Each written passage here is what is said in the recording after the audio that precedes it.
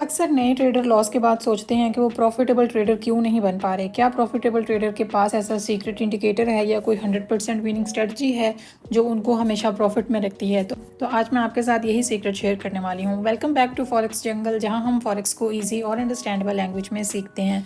अगर आप नए हैं और आप भी फॉरेक्स ट्रेडिंग सीखना चाहते हैं तो आप हमारे चैनल को सब्सक्राइब करें, बेल आइकन भी क्लिक करें ताकि आप हमारी आने वाली वीडियोज़ भी देख सकें और उनसे फ़ायदा उठा सकें। अगर आप टिकटॉक पर हमें देख रहे हैं तो फॉलो करना और शेयर करना मत भूलिएगा। अब जो सक्सेसफुल ट्रेडर होते हैं, आपको क्या लगता है कि उनके पास कोई सीक्रेट इंडिकेटर होता है, कोई स्ट्रेटजी होती है जो 100% विन रेट देती है? तो ऐसा कोई इंडिकेटर नहीं होता, कोई ऐसी स्ट्रेटजी नहीं होती जो आपको 100% रिजल्ट दे। अगर कोई आपको ऐसे बोलता है कि ये स्ट्रेटजी आपको 100% विनिंग रेट देगी तो वो लाजमी आपसे झूठ बोल रहा है। ट्रेडिंग को गेट टू रिच स्कीम समझने की गलती जब भी आप करते हैं तभी आप लॉस करते हैं। ट्रेडिंग एक प्रोफेशनल बिजनेस है और कोई भी सक्सेसफुल बिजनेस रैंडमली नहीं चलता। जैसे बिजनेस को ग्रो करने के लिए एक स्ट्रेटजी होती है, रूल्स होते हैं, आपकी ट्रेडिंग भी वैसे ही होनी चाहिए। कंसिस्टेंसी वो फ्रेमवर्क है जो आपकी ट्रेडिंग को एक गैम्बलिंग नहीं बल्कि एक बिजनेस बनाता है। ट्रेडिंग में कंसिस्टेंसी का असल मतलब होता क्या है? कंसिस्टेंसी का मतलब ये नहीं कि आप हर ट्रेड जीत जाएं, ये इम्पॉसिबल है। कंसिस्टेंसी का असल मतलब होता है आपके पास एक क्लियर ट्रेडिंग प्लान हो और आप उसे बार बार फॉलो करें, चाहे मार्केट अप हो या डाउन। फियर या ग्रीड आपके फैसलों पर हावी ना हो। आप इमोशंस में आके अपने अकाउंट में ट्रेड ना करें। आप कंसिस्टेंट अपना रिस्क मैनेज करें। आप हर ट्रेड में अपने कैपिटल का सेम परसेंटेज ही रिस्क लें। ये आपके अकाउंट को एक ही बुरी ट्रेड में वाइप आउट होने से बचाएगा। कंसिस्टेंट रिकॉर्ड रखें अपने पास। अगर आप अपनी ट्रेड को जर्नल करते हैं, अच्छी हो या बुरी, ये बात की बात है, लेकिन ये डाटा आपको एनालाइज करने में बहुत काम आता है। आप जो गलती एक बार करते हैं, अगर आप उसे नोट डाउन कर लेते हैं तो अगली बार आप वो गलती करने से बच जाते हैं। विन से ओवर कॉन्फिडेंट या लूज से डिप्रेस्ड होना छोड़ दें। अगर आपको नहीं पता कि आपने अपनी ट्रेड को किस तरह से जर्नलाइज करना है या एक जर्नल किस तरह से बनाया जाता है प्रॉपर, जिसमें सारी चीज़ें मेंशन की जाती हैं, तो इसके बारे में मैं ऑलरेडी एक वीडियो बना चुकी हूँ। उसका लिंक मैं नीचे कमेंट में पिन कर दूंगी, आप वो वीडियो भी देख सकते हैं ताकि आपको पता चले कि एक प्रॉपर जर्नल किस तरह से बनाया जाता है और उसमें कौन कौन सी चीज़ें लिखी जाती हैं। अब कंसिस्टेंसी क्यों ज़रूरी है? यह आपकी प्रोबेबिलिटी को प्रॉफिट में बदलती है। हर स्ट्रेटजी में एक एज होती है, यानी मार्केट पर आपका छोटा सा एडवांटेज जो कई ट्रेड्स में काम करता है।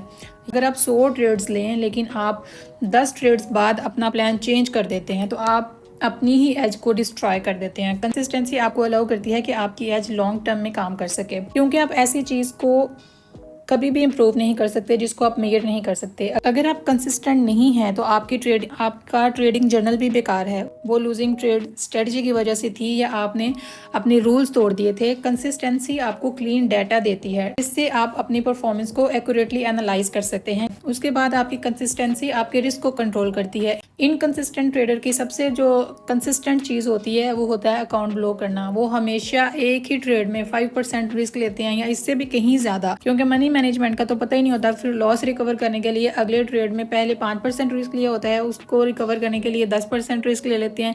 ये अकाउंट वाइप करने का तरीका होता है। अकाउंट को ग्रो करने का तरीका नहीं होता कि आप अपने अकाउंट पर इतने % रिस्क ले लो। कंसिस्टेंट रिस्क मैनेजमेंट आपको लॉन्ग टर्म मार्केट में सर्वाइव करने का मौका देती है। उसके बाद डिसिप्लिन और कॉन्फिडेंस बिल्ड करना है आपने। जब आप कंसिस्टेंटली अपना प्लान फॉलो करते हैं तो आपका सेल्फ ट्रस्ट बढ़ता है। आपको पता चलता है कि अब आप प्रेशर में भी ठीक से काम कर सकते हैं। कि कॉन्फिडेंस को बूस्ट करता है, आप इमोशनल ट्रेडिंग से बच जाते हैं। एज यू नो, फेयर और ग्रीड दोनों ही ट्रेड के दुश्मन हैं और इनकंसिस्टेंसी इन्हीं की देन है। लॉस को होल्ड करना और पंप को चेस करना या जल्दी प्रॉफिट बुक कर लेना, ये सब इमोशंस की वजह से होता है। कंसिस्टेंसी समझ लें आपका ऑटो पायलट है जो आपको इन इमोशन से बचाता है। तो कंसिस्टेंसी को बिल्ड कैसे किया जाए, इसके लिए हमारे पास एक एक्शन प्लान होना चाहिए। आप किसी नोटबुक में लिख सकते हैं या एक्सेल शीट में लिख सकते हैं आप कहाँ ट्रेड करते हैं। स्टॉक्स में ट्रेड करते हैं, फॉरेक्स ट्रेड करते हैं या क्रिप्टो ट्रेड करते हैं। अपने एंट्री एग्जिट के रूल्स क्या हैं आपको पास वो लिखे हुए होने चाहिए कि मुझे इस बेस पर एंट्री लेनी है और यहाँ मैंने एग्जिट कर देना है। पोजीशन साइजिंग क्या रखनी है, आप वहाँ पर मेंशन करें कि मैं कभी भी अपने अकाउंट का 1% से ज़्यादा रिस्क नहीं लूँगा। तो ये चीज़ आपको बहुत फ़ायदा देगी। स्टॉप लॉस और टेक प्रॉफिट कहाँ लगाना है, पूरा आपके पास एक ट्रेडिंग प्लान होना चाहिए। प्लान को आपने फॉलो करना है, PNL को फॉलो नहीं करना। जब ट्रेड लग जाए, अब आपका काम ये नहीं है कि आप उम्मीद करें कि आप ट्रेड जीतेंगे ही, क्योंकि आपने ट्रेड इस बाय की अगर लगाई है तो मार्केट अप जाए और आपका TP ही हिट होना चाहिए। आपका अब काम यह है कि आप अपने प्लान पर फोकस करें। PNL को देखते रहना आपको इमोशनल बना देगा।